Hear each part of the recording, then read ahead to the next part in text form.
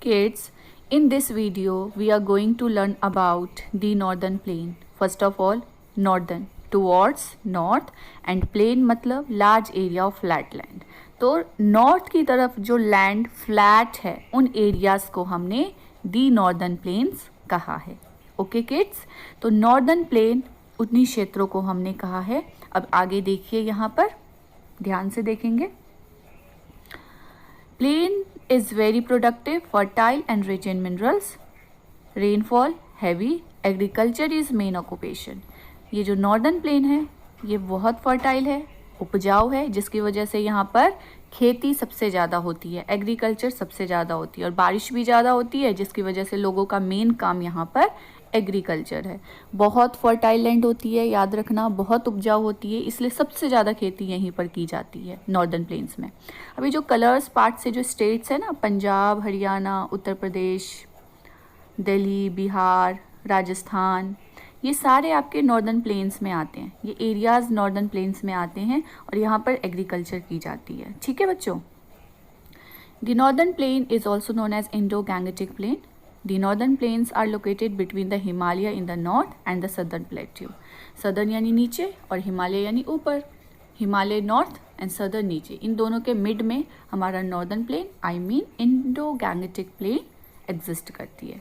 पंजाब में वेस्ट से और असम में ईस्ट तक ये पूरा स्ट्रेच है, इसका खिंचाव है. ठीक है बच्चों, ये आपने मैप में देख लिया था, पंजाब से लेकर असम तक. असम आपका ईस्ट में हो गया और पंजाब आपका वेस्ट में. सी, इंडो गैंगेटिक प्लेन, कंफ्यूज मत होना, इंडो गैंगेटिक प्लेन को ही हम दी नॉर्दर्न प्लेन्स कहते हैं. ओके, हिमालय एंड सदर्न के बीच में. Now let's read. The northern plains occupy a great part of northern India. It lie towards the south of the northern mountains.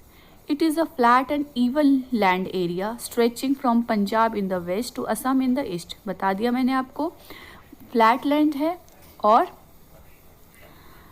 Punjab से लेके असम तक स्ट्रेच है. ठीक है. And many reverse originating in the Himalayas flow through the northern plains. याद रखना, Himalayan पे जितने भी रिवर्स फॉर्म होते हैं, ओरिजिनेट होते हैं, वो सारे के सारे नॉर्दर्न प्लेन से ही फ्लो करते हुए जाती है. These rivers carry water through out the year. और इन रिवर्स में पानी हर साल भर तक रहता है. They also bring with them broken piece of rock, sand and silt. याद रखना, जब रिवर्स फ्लो करती है तो अपने साथ साथ रॉक, सैंड और सिल्ट अपने साथ साथ जितनी भी आसपास उसके क्षेत्र में या उसके पाथ में, रास्ता में जो जो चीज़ें आती है उसके साथ लेते हुए आती है और वो वैली के पास डिपॉजिट हो जाती है, एक जगह पे इकट्ठा हो जाती है, जिसको हमने अलुवियम बोला है. क्या बोला है? अलुवियम. और अलुवियम से ही हमारा अलुवियल सॉइल बना है, जो बहुत फर्टाइल होती है और ये क्रॉप्स के लिए बहुत अच्छी मानी जाती है. And the area watered by a river and its tributaries is called its basin. ठीक है. बेसिन का मतलब होता है an area of land from which water flows into a river. Okay, इसका मतलब हुआ बेसिन हम उस एरिया को कहते हैं जहाँ से वाटर फ्लो होके निकलती है और रिवर में जाके मिलती है. उस एरिया को हमने बेसिन कहा है बेसिकली. और इस चैप्टर में आगे हम 3 रिवर बेसिन के बारे में पढ़ेंगे, गंगा, ब्रह्मपुत्रा एंड सतलुज. ओके, तो be ready for that. Next video में हम इसके बारे में डिस्कस करेंगे. ओके.